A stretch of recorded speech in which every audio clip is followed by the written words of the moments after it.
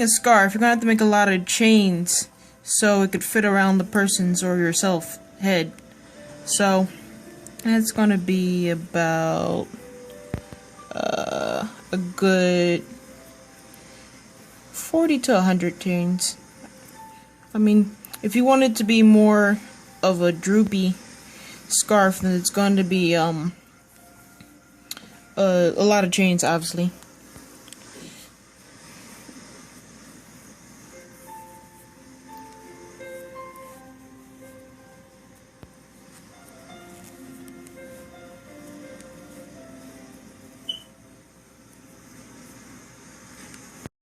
So, in order to make a slip knot, you need to first wrap your yarn around the hook, and then you hold this tail and the yarn together so you can actually have a loop right there.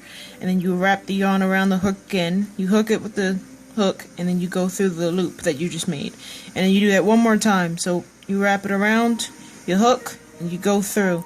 And then what you do is you pull the tail, and it makes this knot. And why it's considered a slip knot, because you could tighten it or just open it back up again. And this is good to make sure that your stitches are at a proper size, which really does help your project to be beautiful.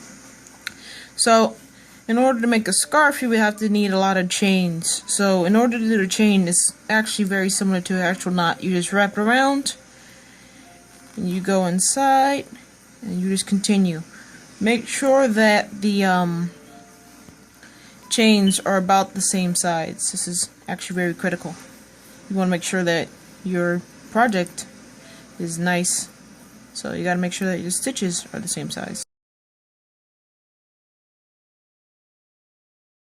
Okay, so now what we're going to try to do is close off these two sides to make a big old circle.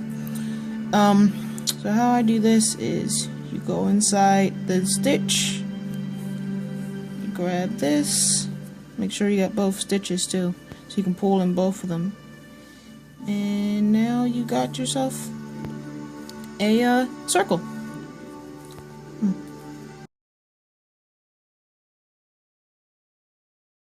Okay, so now we're going to start the second layer of the actual scarf.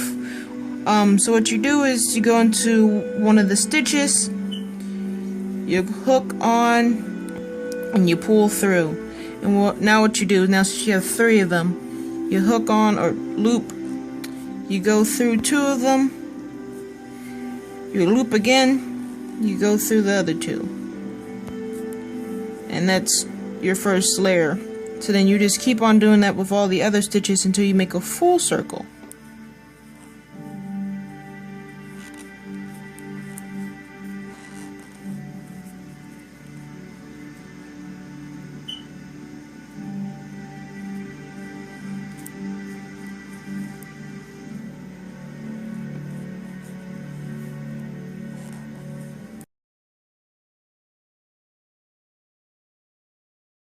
And it should start looking like this, and that's when you know that you've done it right. And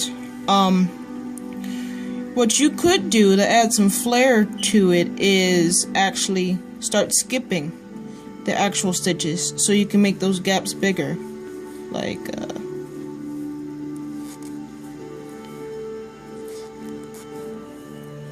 see how the gap is actually bigger than all the rest?